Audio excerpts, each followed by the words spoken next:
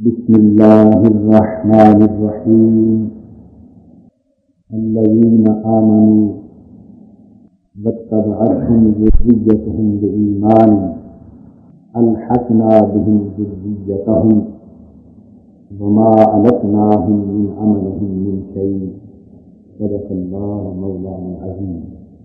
معزز خواتین و حضرات، پچھلے جمعہ المبارک سے ہم نے سورہ طور کی اس آیت نمبر 21 کے حوالے سے فلسفہ ایصال ثواب کے بیان کا آغاز کیا ہے۔ آج اس خطاب میں بھی انشاءاللہ احادیث نبوی صلی اللہ علیہ وآلہ وسلم کی روشنی میں اسی مسئلے پر روشنی ڈالی جائے گی اور بعضاں اس کے مختلف فقہی پہلوؤں کی شرعی حیثیت کو بھی اجاگر کیا جائے گا، اور آئندہ انشاءاللہ تعالی اس کے معمولات میں جو افراط و تفریط ہو گئی ہے اور ایصال ثواب سے متعلق رسموں اور رواجوں میں جو غلط پہلو داخل کر لیے گئے ہیں کہ ان کی اصلاح کے لیے بھی گزر کروں۔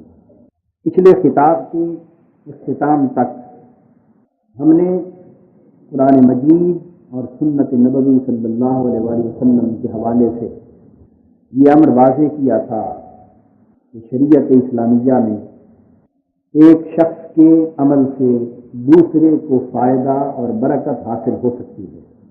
یہ پہلو بلا شک و شبہ قرآن سنت کے ثابت۔ اگلوں کے اعمال سے پچھلے بھی فائدہ اٹھاتے ہیں، ان کی برکات میں سے حصہ پاتے ہیں، اور پچھلوں کے اعمال میں سے اگلوں کو بھی اللہ تبارک و تعالی نفع عطا فرماتا ہے۔ اور آپ کو یاد ہوگا کہ میں نے اس ضمن میں سورہ کہف کی آیت کریمہ بھی پیش کی تھی۔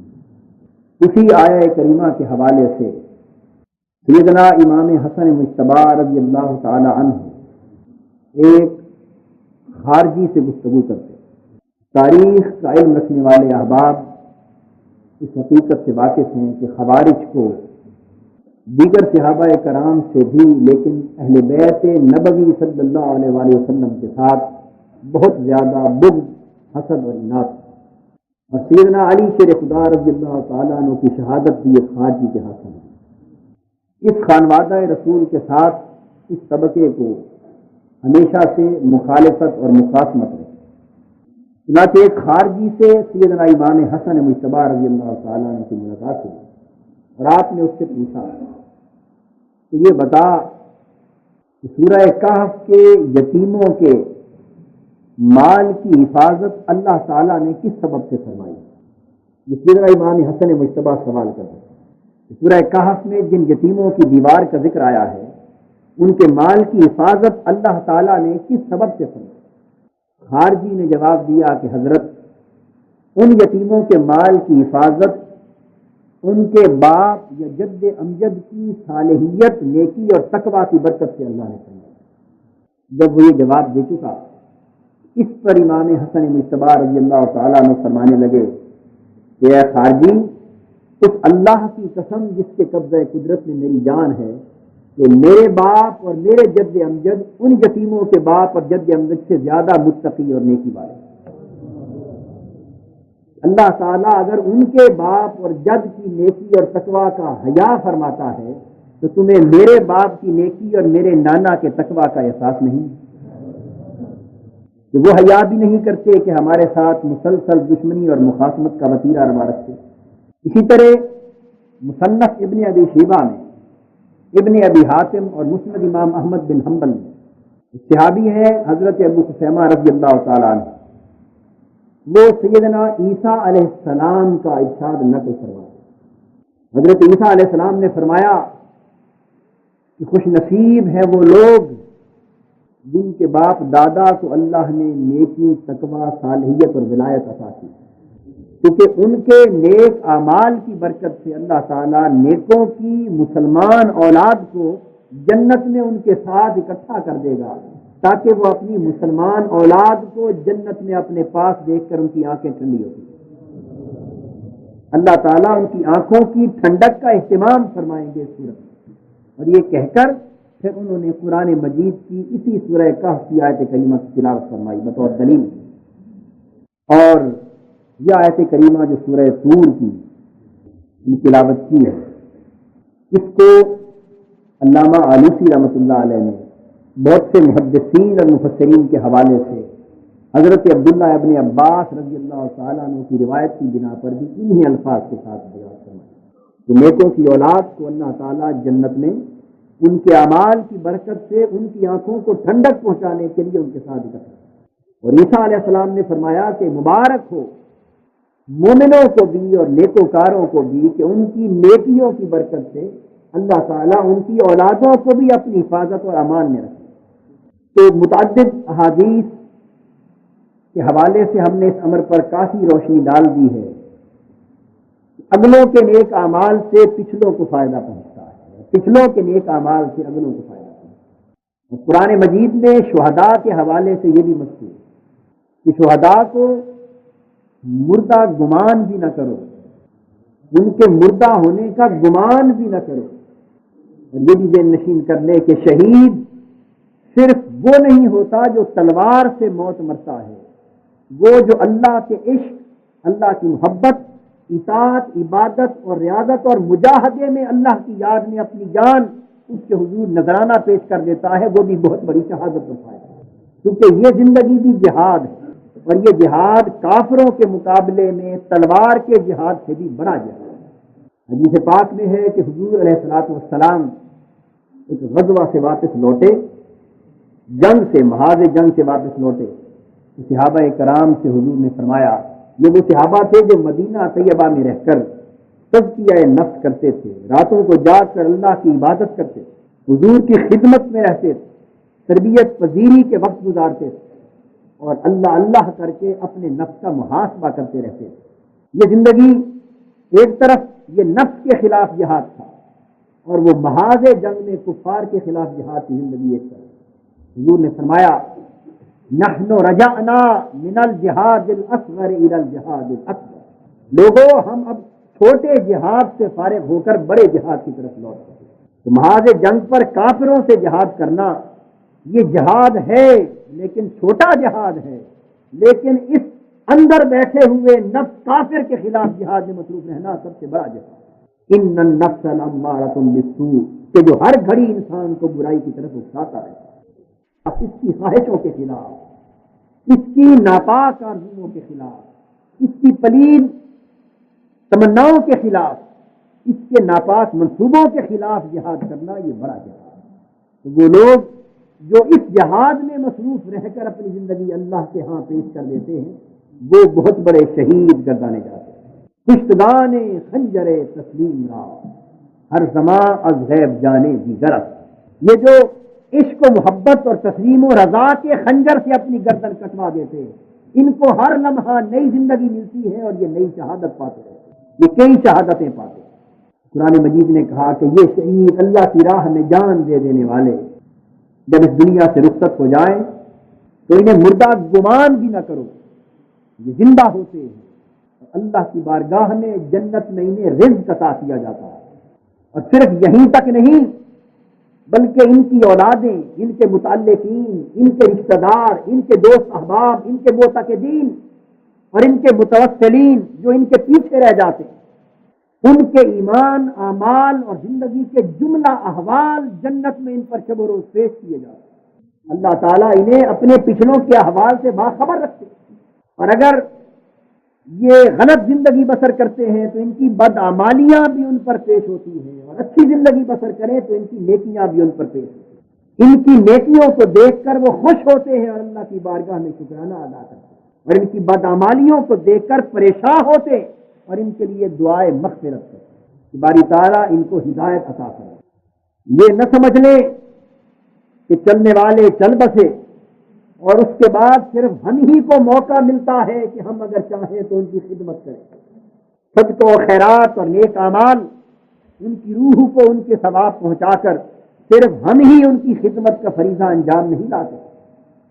انہوں نے احسان کیا ہم پر کہ ہمیں ایمان اور ہدایت اور نیک اعمال کی دولت سے شناسا کیا، ہماری نیک تربیت کی، ہمیں نیک تعلیم اور تلقین دی، ہمیں سیدھی راہ پر چلانے کے لیے کوشش کی، یہ ان کا احسان۔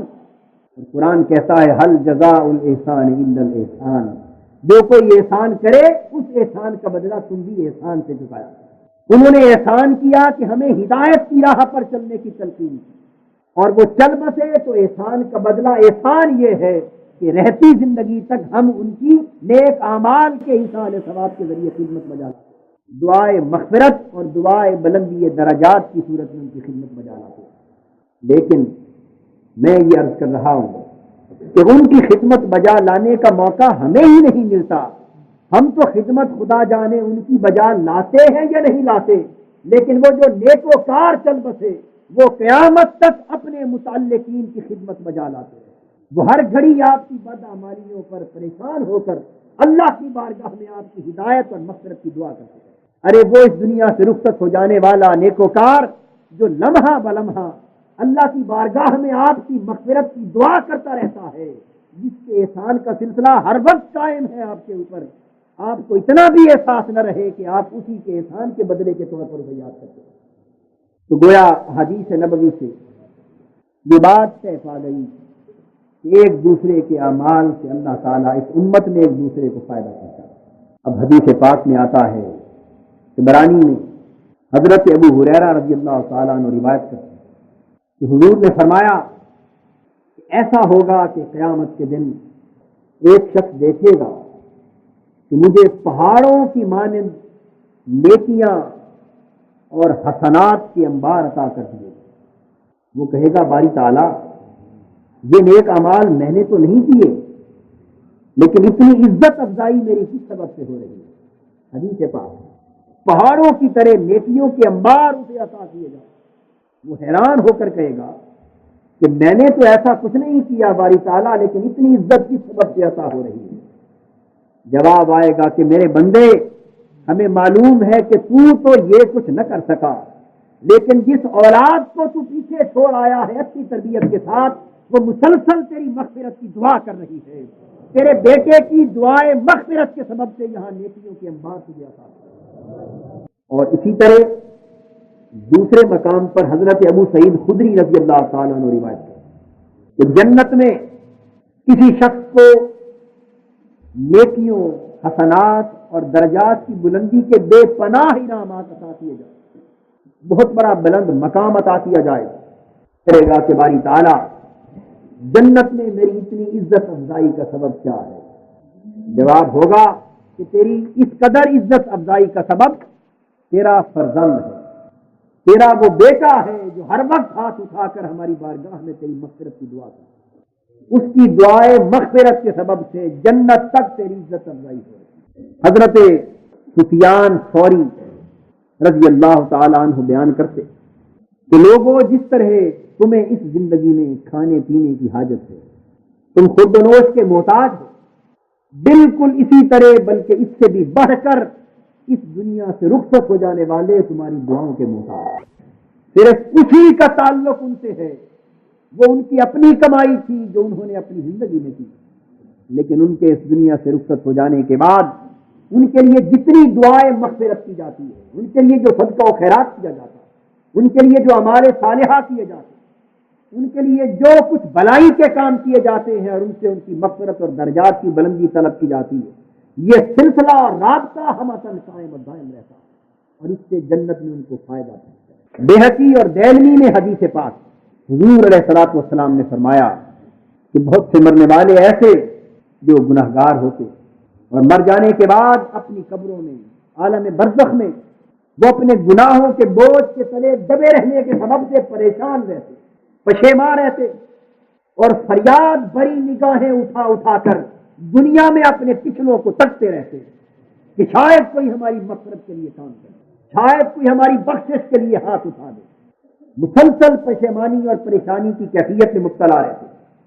ان کا تعلق رکھنے والا ان کے لیے دعائے مغفرت کرتا ہے، ان کی بخشش اور بلندی درجات کے لیے کوئی نیک عمل کر کے اللہ کی بارگاہ میں التجا کرتا ہے، تو وہ دعائے مغفرت اور بلندی درجات کا وہ تحفہ جب ان کے پاس آتا ہے تو ان کے چہروں پر مسکراہٹیں مچل جاتی ہیں اور وہ خوش ہو کر واپس لوٹتے ہیں اور برزخ میں اپنے پڑوسیوں کو بتاتے ہیں کہ یہ میرے پچھلوں سے تحفہ آیا، اور جن کو دعائے مغفرت کا، ایصال ثواب کا، صدقہ و خیرات کا، بلندی درجات کی کوششوں کا تحفہ نہیں آتا، وہ ان کے تحفوں کو دیکھ کر مزید مایوس ہو جاتے ہیں اور تکتے ہیں کہ ہمارے پچھلے کاش ان کی طرح میرا بھی فکر ہے۔ بہت بڑی غنیمت ہے یہ بات کہ کوئی شخص اپنی زندگی میں دولت بھی کمائے، بے شک کمائے، دنیا کمائے، عزت کمائے، شہرت کمائے، جو کچھ چاہے کرے، حلال طریقے سے، طیب طریقے سے، جائز طریقے سے، کوئی پابندی نہیں ہے۔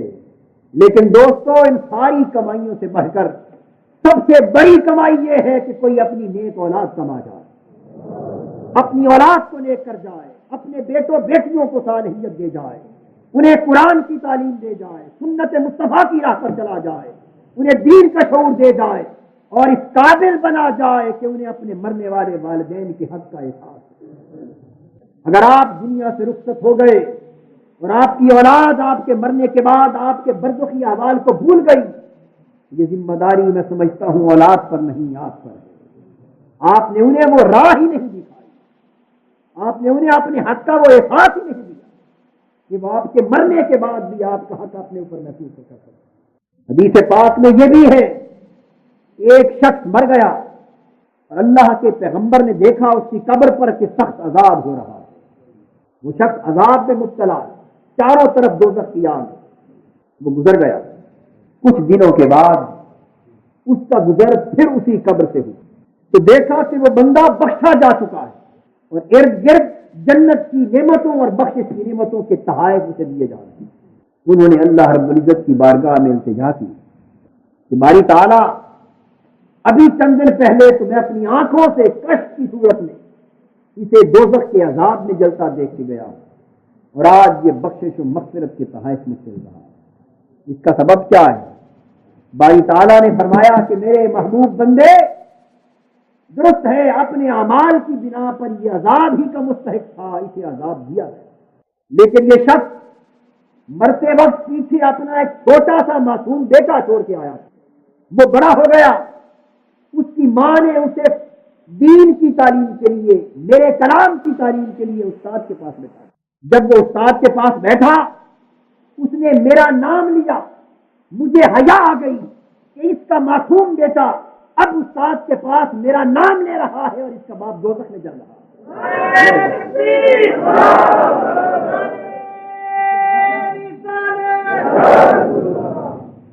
مجھے حیا آ گئی، رحمت حق بہانہ نہیں جوید، بہانہ نہیں جوید۔ خدا کی رحمت تو تمہیں بخشنا چاہتی ہے اور وہ تمہاری بخشش کے لیے بہانے تلاش کرتی ہے، بیش بہا اعمال کے ذخیرے تلاش نہیں کرتی۔ وہ محتاج نہیں ہے ذخیروں کی کسی کی بخشش کے لیے، جسے چاہے بے حساب و کتاب بخش دے، کوئی اس سے پوچھنے والا نہیں، لیکن وہ صرف بہانے دیکھتی ہے، کسی کو معاف کر دوں، کسی کو بخش دوں۔ یہ دوستو اس کی بخشش کے انعام کو حاصل کرنے کے یہی بہانے ہیں۔ لیکن کتنے بدبخت اور بدنصیب ہیں ہم لوگ جو ان چیزوں کی طرف، اللہ کی بخشش کے بہانوں کی طرف ہی توجہ کرنے کے لیے تیار ہیں۔ مرض یہ کر رہا تھا کہ مرنے والے پچھلوں کی دعاؤں کے محتاج رہتے ہیں اور ان کی دعاؤں سے، ان کے نیک اعمال سے ان کو برزخ اور آخرت اور جنت تک انہیں فائدہ پہنچائے گا۔ بسا اوقات یہ ہوتا ہے کہ کوئی نیک محض کسی کے لیے اللہ کی بارگاہ میں شفاعت کرتا ہے، شفاعت سے بھی بخشش ہو جاتا ہے۔ حدیث پاک میں ہے، حضور علیہ الصلوۃ والسلام نے فرمایا کہ جب کوئی نیک مسلمان مر جاتا ہے، اس کی موت واقع ہوتی ہے تو روئے زمین کا ایک ایک خطہ اللہ کی بارگاہ میں دعا کرتا ہے کہ باری تعالیٰ اپنے اس نیک بندے کو میرے اندر دفن کر۔ زمین کا ہر خطہ دعا کرتا ہے، باری تعالیٰ اس نیک کو میری گود میں دفن کر۔ اور جب کوئی کافر یا بد اعمال اور فاسق و فاجر شخص مرتا ہے تو زمین کا ہر خطہ توبہ کرتا ہے، باری تعالیٰ کہیں یہ میرے اندر دفن ہو، اسے مجھ سے دور لے جانا۔ زمین کی خاک کے ذرے بھی بدبخت سے، بد اعمال سے اور جہنمی سے گریز کرے، اور نیک شخص کی دفن کے لیے زمین کا ہر خطہ، ہر قدم آرزو کرتا ہے۔ کیوں؟ اس لیے کہ رسول پاک صلی اللہ تعالی علیہ وآلہ وسلم نے فرمایا کہ اپنے مردوں کو نیکوں کے پڑوس میں دفن کیا جائے، نیک برگزیدہ اللہ والوں کی قبروں کے ساتھ دفن کیا کرو، کیونکہ جس طرح برے پڑوسیوں سے اس دنیا میں پڑوسیوں کو تکلیف پہنچتی اور اذیت پہنچتی، اس طرح برے پڑوسیوں کی قبروں سے قبر والوں کو یہ آخرت میں بھی اذیت اور تکلیف پہنچتی، کیونکہ جب عذاب اترتا ہے کسی قبر والے پر تو پھر اس کے عذاب کے اثرات سے اس کے گرد و نواح کا ماحول متاثر ہوئے بغیر نہیں۔ عذاب ایک شخص پر اترتا ہے لیکن پڑوسی اس عذاب کی تپش سے بلا وجہ پریشان ہوتا ہے۔ تو جس طرح ایک گندا پڑوسی کسی دوسرے پڑوسی کو براہ راست نقصان نہ پہنچائے لیکن محض اس کے شر سے پڑوسی پریشان رہتا ہے، حضور نے فرمایا اسی طرح عذاب پانے والا جو شخص اپنی قبر میں ہے اس کے عذاب کے نزول سے جب کہ پڑوسی جو قبر والے ہیں وہ پریشان ہیں، تکلیف میں مبتلا ہے۔ اس لیے جب کوئی تمہارا مر جائے تو کوشش کیا کرو کہ اسے نیکوں کی قبروں کے ساتھ دفن کرو۔ اس پر صحابہ نے پوچھا کہ آقا کیا نیک کے پاس دفن کرنے سے اس مرنے والے کو فائدہ ہوگا؟ حضور نے فرمایا ہاں، کیوں نہیں ہوگا۔ جب برے کے عذاب کی تکلیف پڑوسی کو ہوتی ہے تو اچھے کے ثواب کا فائدہ پڑوسی کو کیوں نہ ہو۔ حدیث پاک میں ہے اسی امر کی اور اسی قول کی تائید میں کہ ایک شخص مدینہ طیبہ میں مر گیا، اسے دفن کر دیا گیا۔ بعض صحابہ نے دیکھا کہ وہ شخص عذاب میں مبتلا ہے۔ کچھ دنوں کے بعد پھر اس کی قبر پر ان کا جانا ہوا اور دیکھا کہ وہ بخشا جا چکا ہے اور جنت کی نعمتوں سے مالا مال ہے۔ اس شخص سے پوچھا کہ یہ تیری بخشش کا سبب کیا ہوا؟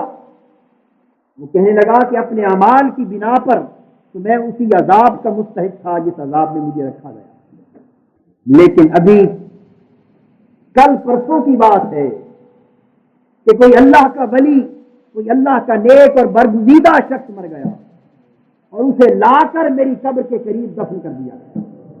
اس نے دفن ہوتے ہی اللہ کی بارگاہ میں دعا کی، باری تعالیٰ اگر مجھ پر لطف و کرم کرنا ہے تو پھر میرے سبب سے میں اپنے ارد گرد 40 قبروں کی بخشش کی شفاعت کرتا ہوں۔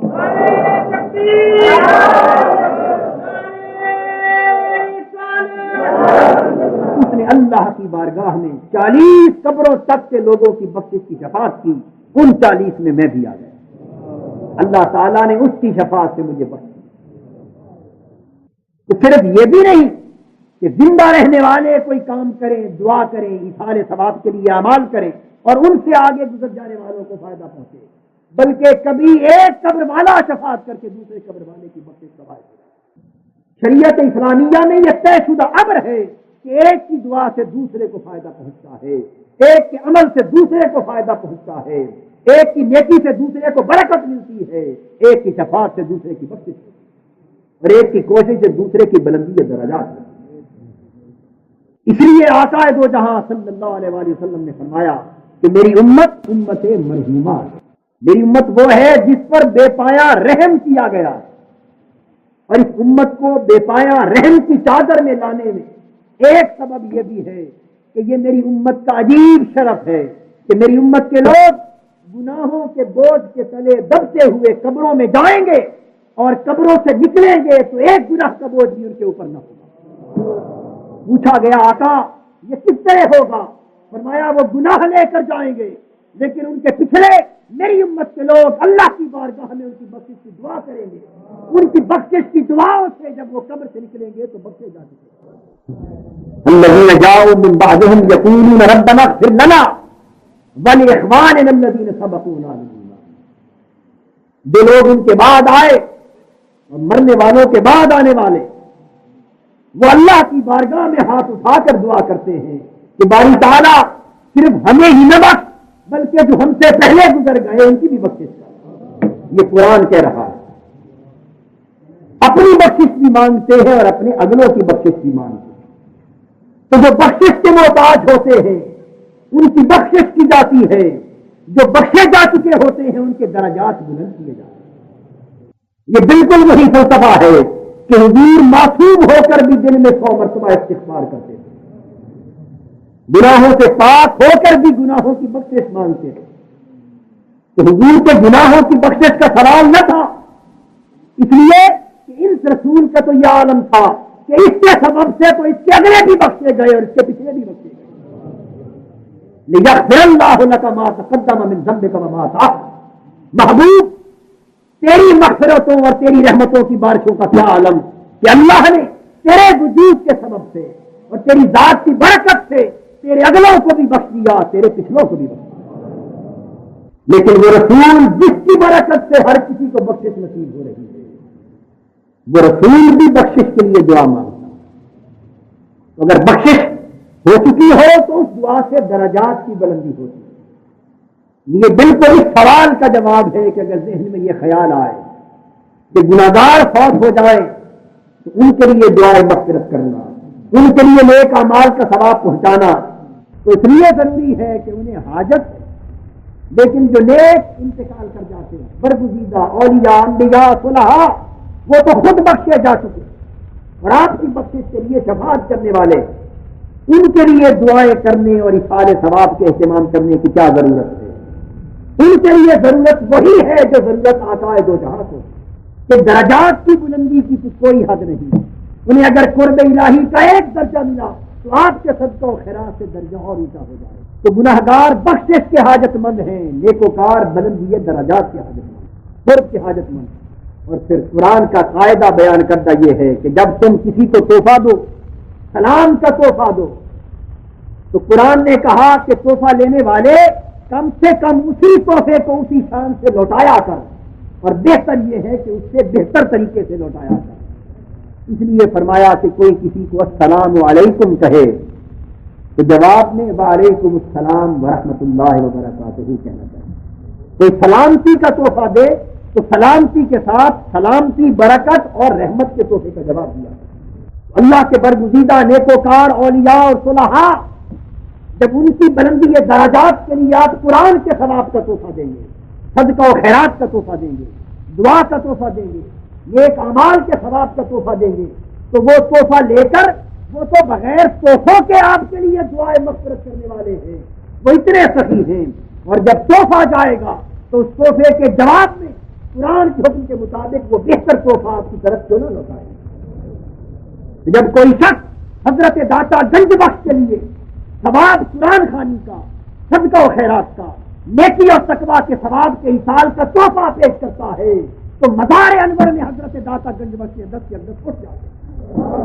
تمہاری تعالیٰ کس تیرے بندے نے میری بلندی درجات کا یہ تحفہ دیا ہے، تو میری تو طرف سے اسے بخشش کا تحفہ عطا کر.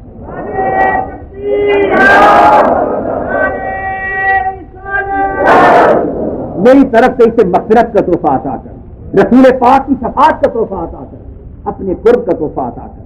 تو یہ تحفوں کا ایکسچینج اس دنیا اور آخرت کی دنیا میں چلتا رہے. اس لیے کہ رسول پاک صلی اللہ تعالی علیہ وآلہ وسلم نے یہ بھی فرمایا کہ اللہ نے میری امت کے لیے مجھے شفاعت کا ایک پورا نظام عطا کر دیا. یہ حضور کے خصائص میں سے حدیث پاک میں حدیث صحیح ہے.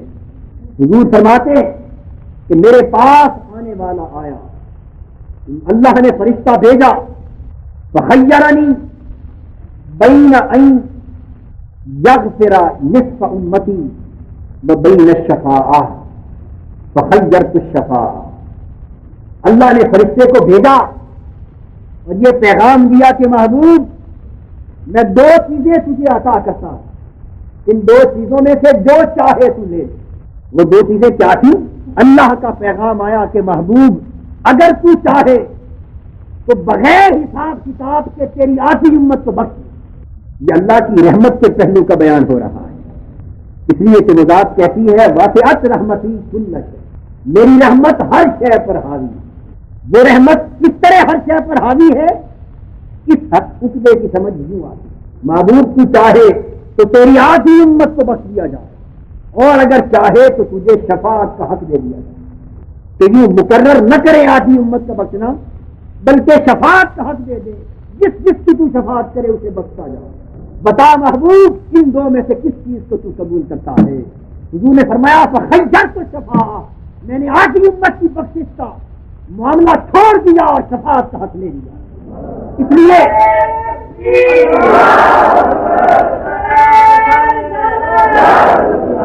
لیے کہ حضور نے دیکھا کہ پہلی صورت میں آدھی امت پر جا کر حد ختم ہو جاتی ہے اور شفاعت کے بعد میں جب تک جس کو چاہتا رہوں گا بخشاتا رہوں.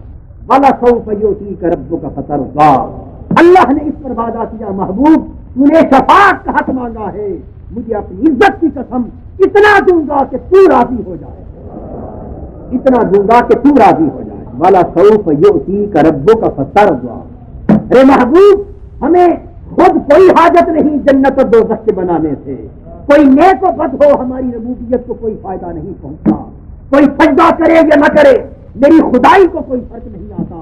کوئی جو کچھ کیا بنا پھرا کرے اس سے میری ذات کو کوئی فرق لازم نہیں آتا. میں شان سمدیت کا مالک ہوں, میں بے نیاز ہوں. محبوب یہ ساری فضل دنیا اور آخرت کی تو سجائی ہی تیری رضا کے لیے ہے. بڑا سوف یؤتیک ربک فترضی. تو نے اگر شفاعت مانگی ہے تو دیکھ تجھے یوں شفاعت عطا کریں گے کہ جب تک تیرے دست سے دعا اٹھتے رہیں گے بخشش کا نظام جاری ہے. اس پر حضور سے پوچھا گیا آقا اللہ نے جب یہ وعدہ کیا کہ محبوب جب تو راضی ہوگا اس وقت تک تجھے عطا کریں گے تو آقا آپ کب راضی ہوں گے؟ حضور سے پوچھا گیا آقا آپ کب راضی ہوں گے؟ فرمانے لگے مجھے رب کی عزت کی قسم اگر میری امت کا ایک فرد بھی جہنم میں رہ گیا تو میں راضی نہیں.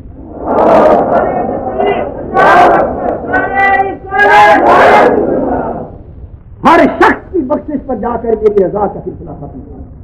رہ گئے بد اعمالیوں پر یہاں اگر یہ سوال آئے کہ پھر عذاب کا سلسلہ کہاں گیا اور قبر و آخرت میں سزا کا سلسلہ کہاں گیا, تو وہ بد اعمالیوں پر سزا کے نظام سے گزار کر حضور کی شفاعت بالآخر ہر امتی کو بخشا لے.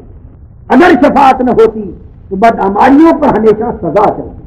یہ شفاعت ہے کہ بدعمالیوں کی سزا بھی گزر جائے گی پھر بخشش. اس لیے اللہ رب العزت نے شفاعت کا حق حضور کی امت کے لیے مستحق. حضور کے صحابی پوچھتے کہ آقا یہاں تو جب آنکھوں کو حضور کے دیدار کی طرف شدت سے محسوس ہوتی, جب دل حضور کے دیدار کے لیے پیاس محسوس کرتا ہے تو آقا دوڑ کر آپ کے قدموں میں چلے آتے, مسجد نبوی میں حضور کو تلاش کر لیتے, آپ کے گھر میں حضور کو مل لیتے. یہاں تو دیدار کی پیاس آنکھوں کی بجھتی رہتی ہے, لیکن قیامت کے دن اتنا بڑا اجتماع ہوگا, ازل سے ابد تک کی مخلوق جو ہمیں حشر اکٹھی ہوگی. حضور وہاں اگر مشتاقان دید کو دیدار مصطفیٰ کی طلب ہوئی تو کہاں تلاش کریں؟ وہاں دل چاہا حضور کو تکنے کا تو آقا کہاں جا کر تلاش کریں؟ میرے آقا نے فرمایا میرے صحابیوں اگر قیامت کے دن مجھے تلاش کرنا ہوگا تو پھر میزان پر چلے آنا جہاں میری امت کے اعمال تولے جا رہے ہوں گے. میں وہاں میزان کے سر پر کھڑا ہو کر امت کی بخشش کروں.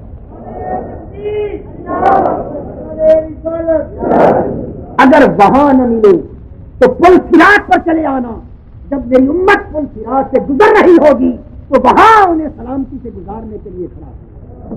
اگر وہاں بھی نہ ملوں تو حوض کوثر پہ چلے آنا, اپنے عاشقوں کو اور غلاموں کو پیاسوں کو وہاں کوثر کے جام پلا رہا.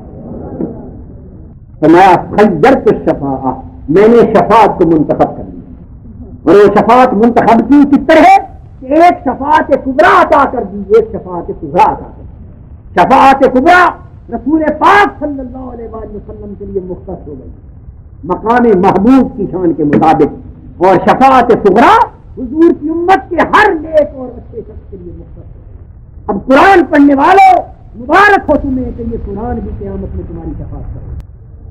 روزے رکھنے والوں مہینہ رمضان بھی تمہاری شفاعت کرے گا.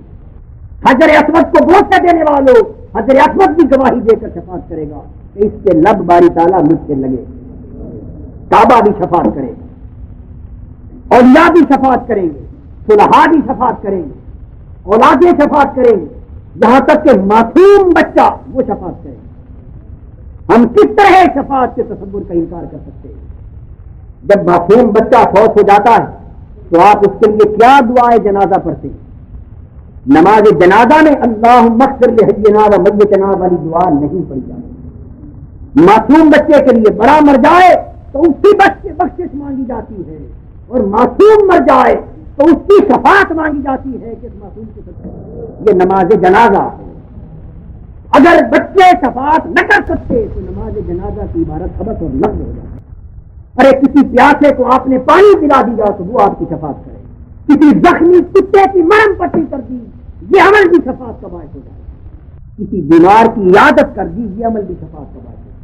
تو یہ جو ہے سجدت شفاعت کہ میں نے شفاعت کو منتخب کر لیا، اس کا مطلب یہ ہے کہ امت کی بخشش کے لیے شفاعت کا جال بچھا دیا، ایک جال بچھ گیا شفاعت کا، ہر کسی کے لیے ہزاروں راستے شفاعت کے مہیا کر دیے، اور جب کسی کی شفاعت کام نہ آئے گی پھر گنبد خضرا کے مسیح اٹھ کر شفاعت کبریٰ کا جھنڈا اٹھا لے۔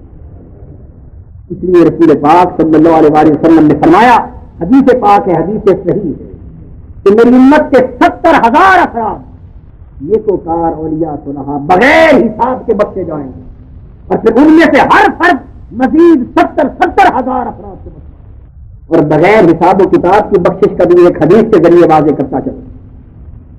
حضور نے فرمایا میری امت پر اللہ کا یہ بھی احسان ہوگا کہ آخرت کے عذاب کو قبر کی صورت میں ختم کر دیا جائے، قبر میں سزا دے کر قبروں سے اٹھایا یوں جائے گا کہ ان کا حساب و کتاب چکتا ہو چکا ہوگا، اور جب قیامت میں آئیں گے تو پھر میری شفاعت سے بخشش ہی کسے گا۔ تو یہ شفاعت کا نظام کیا ہے؟ ایک کے عمل سے دوسرے کو فائدہ، ایک کی نیکی سے دوسرے کو برکت دینا، ایک کی کوشش سے دوسرے کو فائدہ اور نفع پہنچانا، یہ سارا تصور سارے سباب کا۔ حاضرین محترم، اس وقت تک ہماری گفتگو اس موقف کو واضح کرنے تک پہنچ چکی ہے۔ اب بخاری اور مسلم اور صحاح ستہ میں 20 احادیث ایسی جن میں رسول پاک صلی اللہ علیہ وسلم نے پچھلوں کو مرنے والوں کے اصحال ثواب کے لیے صدقہ و خیرات کرنے کی ترغیب ہے۔ ان احادیث نبوی سے اپنی گفتگو کا آغاز انشاءاللہ آئندہ جمعۃ المبارک کریں گے۔ وما علینا